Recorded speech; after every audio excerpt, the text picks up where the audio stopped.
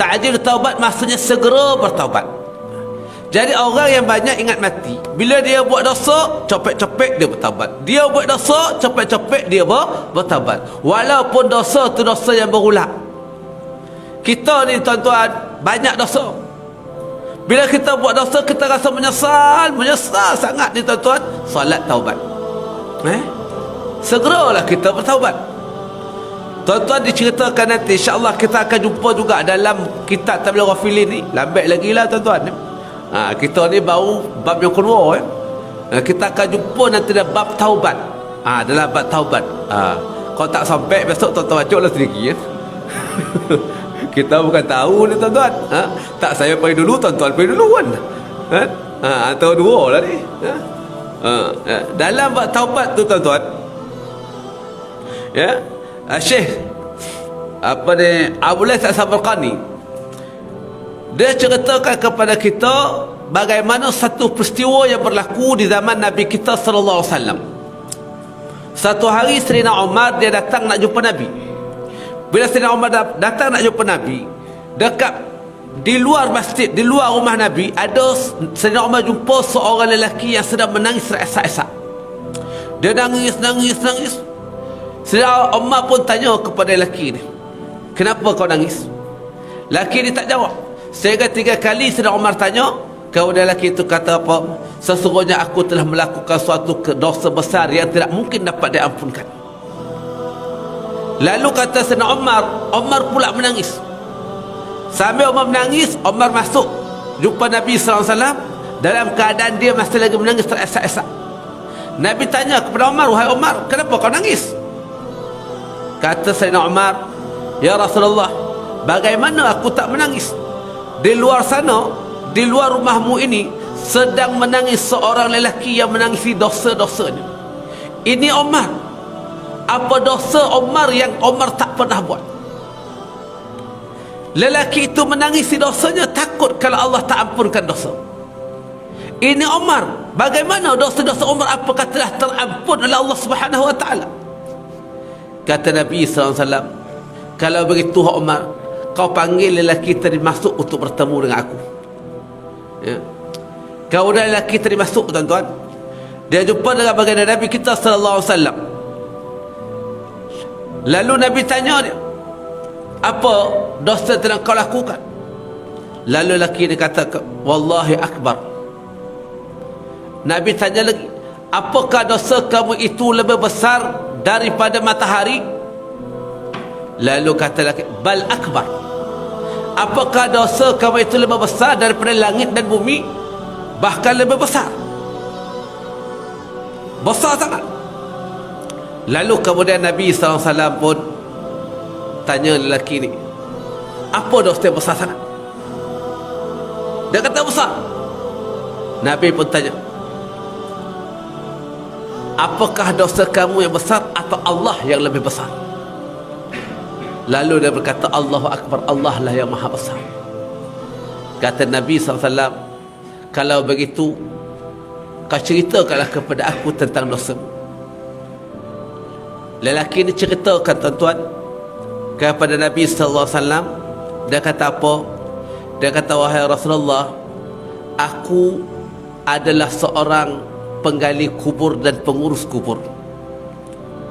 Suatu hari telah sampai kepadaku satu jenazah wanita untuk dikebumikan dan aku uruskan.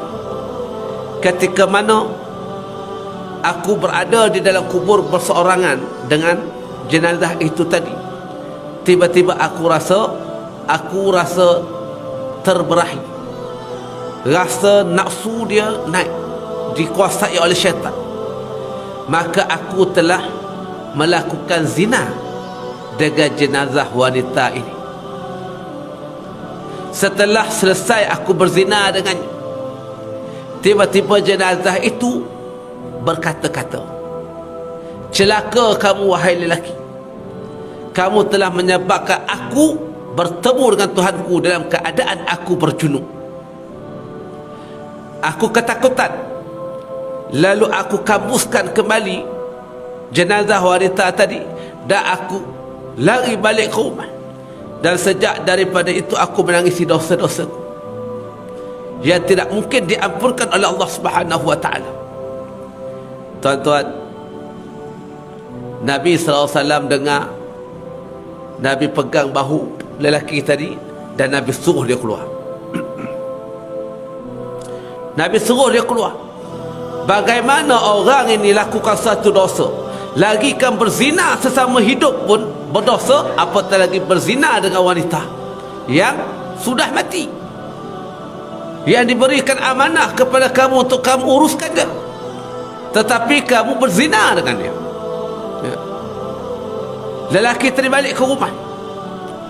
Dia balik, tuan-tuan, malam tu dia solat taubat. Bahkan diceritakan dekat Tabligh Ghafilin ini, dia solat selama 40 hari. 40 hari. Ini nak cerita orang yang ingat pada mati, dia taubat. 40 hari. Malam yang ke-40, dia keluar di padang yang berhampiran dengan perkuburan Baqi'. Lalu dia mendadah tangan kepada Allah Subhanahu wa taala. Wahai Allah, sekiranya engkau telah menerima taubatku, maka kau khabarkanlah kepada Muhammad dan juga para sahabatnya bahawa engkau telah menerima taubat aku. Sekiranya ya Allah kau tak terima taubatku, maka kau utuskanlah halilintar ataupun petir daripada langit supaya membakarku, agar sahaja aku tidak dibakar dengan api neraka. Takut pada mati, takut pada neraka Allah.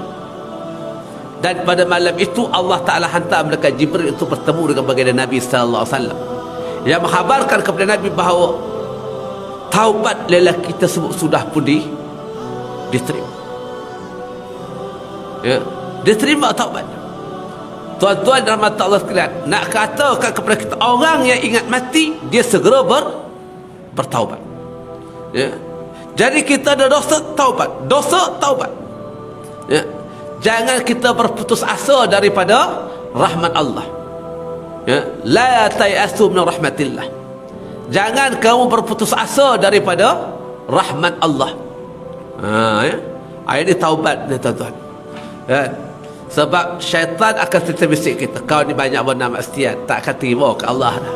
Hari tu kau buat benda dia, kau taubat dah. Ini kau buat lagi, taubat lagi. Kau ingat apa? Tak akan diterima. Jangan putus asa daripada rahmat Allah. Jadi orang yang ingat mati, Allah Ta'ala muliakan dia dengan cara apa? Ta'jilut taubah. Segera dia bertaubat.